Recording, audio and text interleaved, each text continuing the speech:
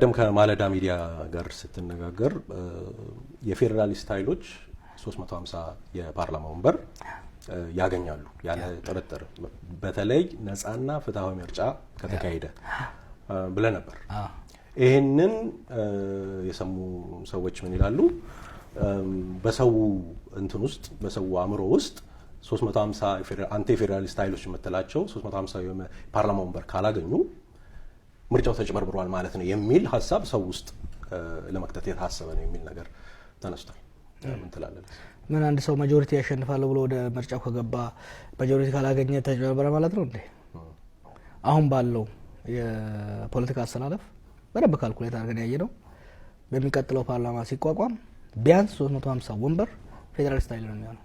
ይሄ ምንም የሚያጠራጥር ነገር የለውም። ያ you said በቀደም ያው you can take this to the bank ነው እንደምትጠቀምበት። Absolutely. Okay, let's take it to the bank እና ብሬክ ዳውን አድርገው። ኦሮሚያ ውስጥ አንተ በምንም አይነት መንገድ ብትወዳደር ያለው 180 ወንበር ነው የፓርላማ ከ547 አይደለም። ከዛ ውጭ የሚቀጥለው አማራ ክልል ነው። በአንተ እይታ የፌደራሊስት ኃይል የሚባለው ኃይል በአማራ ክልል ማን ነው? በአማራ ክልሉም ሲግኒፊካንት የሆነ የፌደራሊስት ኃይል አለ።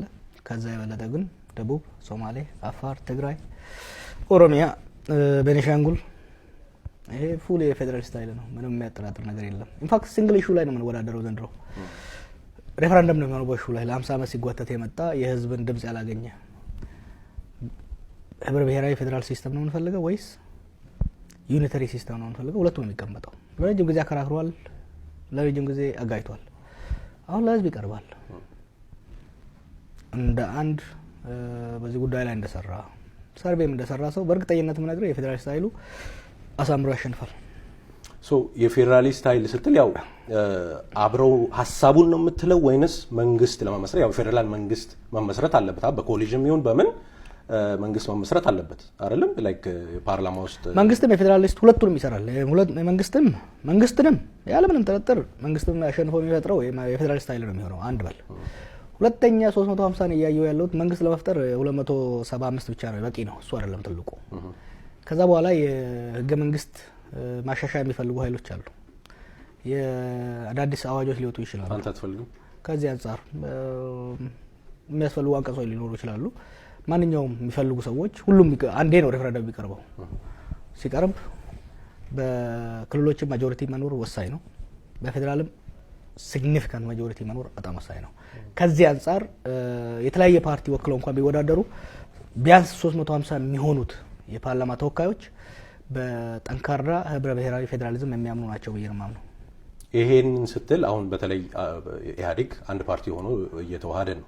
የፌደራሊስት ከተዋሃደ በኋላ የፌደራሊስት ኃይል ነው ብለህ ነው የምታምነው? በፌደራሊስት ግልጽ አድርጎ ህብረ ብሔራዊ ፌደራሊዝሙን ካልደገፈ ኢህአዴግ የማሸነፍ እድሉ ነች። ገበቅ 350 ካልኩሌሽን ውስጥ ኢህአዴግ አለው የፌደራሊስት ኃይል። ኢህአዴግማ የለም እኮ አለቀላት።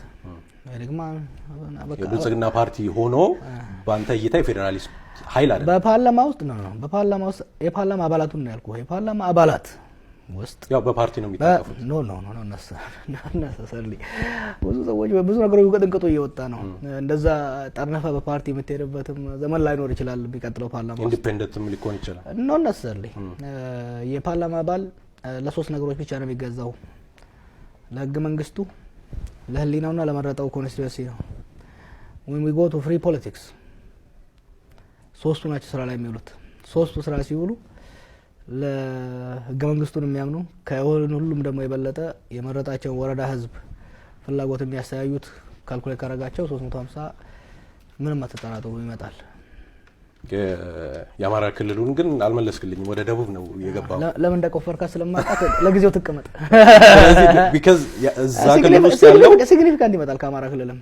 so you think Abin is የፌደራሊስት ኃይል ዝርዝር ኪስ ይቀዳል። በጣም አሁን እንትን አታርገው ግን ያው